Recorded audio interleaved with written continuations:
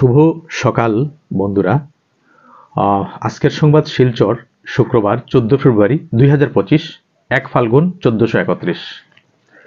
পড়ছি আজকের সকালের প্রথম পাতার বিশেষ বিশেষ খবর। রাষ্ট্রপতি শাসন জারি মণিপুরে। 4 দিনের প্রচেষ্টায় বীরেনের উত্তরসূরি বাঁচতে ব্যর্থ বিজেপি। মোদি ট্রাম্প বৈঠকে নজর গোটা বিশ্বের। ওয়াশিংটনে পৌঁছতেই প্রধানমন্ত্রীকে ঘিরে ভারত মাতা কি জয়, বন্দে মাতরম ধ্বনি। চেন্নাইয়ে অসম এসটিএফ এর জালে এবিটির নেতা আবু। মজবুত বন্ধুত্বের বার্তা তুলসীর। বন্ধু মোদির সঙ্গে সাক্ষাৎ। দেশের সেরা মুখ্যমন্ত্রী Himanta. Mood of the day. Report যুগসংখ্যে। দিল্লিতে দরবার কামতাপুরীদের পৃথক রাজ্যের দাবি। অসমের পর পশ্চিমবঙ্গেও কড়া অবস্থান আদালতের। বিদেশি বহিষ্কার ঠিকানা যাচাই কেন জরুরি, কঠোর সুপ্রিম কোর্ট। উচ্চ মাধ্যমিক প্রথম দিনেই নোয়াগাঁওয়ে 2 শিক্ষক সহ আটক 3। আপত্তি সত্ত্বেও পাকিস্তান হাইকমিশনের কার্যালয়ে গৌরব। ইস্যু নেই বলে মিথ্যে চড়াচ্ছে বিজেপি, মানুষ বুঝতে পারবে বললেন গৌরব।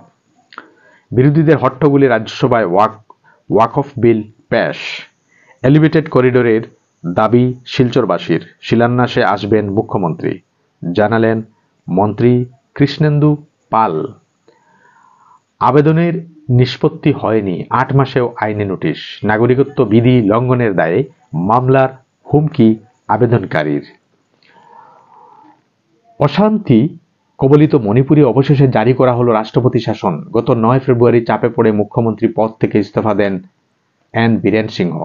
তার ইস্তফার পর পাক্কা 4 দিন ধরে বিজেপির কেন্দ্রীয় নেতারা বীরেনের উত্তরসূরি বাছাই করার চেষ্টা চালিয়েছেন, কিন্তু তাতে ব্যর্থ হয় বিজেপি।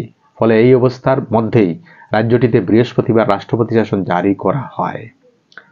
2 দিনের আমেরিকা সফরে গিয়ে রাজকীয় অভ্যর্থনা পেলেন প্রধানমন্ত্রী নরেন্দ্র মোদী। স্থানীয় সময় অনুযায়ী বৃহস্পতিবার ভোর রাতে ওয়াশিংটন পৌঁছেন তিনি। বিমানবন্দরে তাকে উষ্ণ অভ্যর্থনা জানানো হয় ডোনাল্ড ট্রাম্প প্রশাসনের তরফে।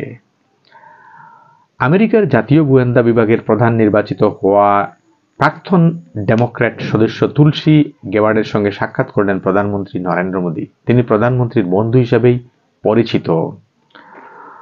বাজেট অধিবেশন 2025 চলাকালীন বৃহস্পতিবার ওয়াকফ বিল 2024 যৌথ কমিটির রিপোর্ট রাজ্যসভায় পেশ করা হয়। বিরোধীদের তীব্র প্রতিবাদের মধ্যেও এটি গৃহীত হয়েছে। বাংলাদেশে মানবাধিকার লঙ্ঘনের ঘটনা ঘটেছে মোহাম্মদ ইউনূস নেতৃত্বাধীন অন্তর্বর্তী সরকারের আমলেও। এই তথ্য উঠে এসেছে রাষ্ট্রপুঞ্জের প্রতিবেদনে।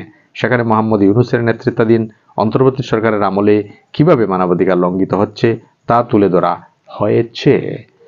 উচ্চ মাধ্যমিক এইচএস চূড়ান্ত পরীক্ষায় অসদুপায় ঠেকাতে প্রশাসনের তরফে নানা কড়াকড়ি ও বিধিনিষেধ চাপানো হলেও 1 শ্রেণীর পরীক্ষার্থী তাতে দমেনি। ফলে পরীক্ষার প্রথম দিনে নোয়াগাঁও জেলার সামাগুড়িতে একটি পরীক্ষা কেন্দ্রে অন্যায় অনুশীলনের অভিযোগে একটি বেসরকারি স্কুলের 2 শিক্ষক এবং অন্য এক যুবক সহ 3 জনকে আটক করা হয়েছে। শেষ হলো আজকের প্রথম পাতার বিশেষ বিশেষ খবর। ধন্যবাদ।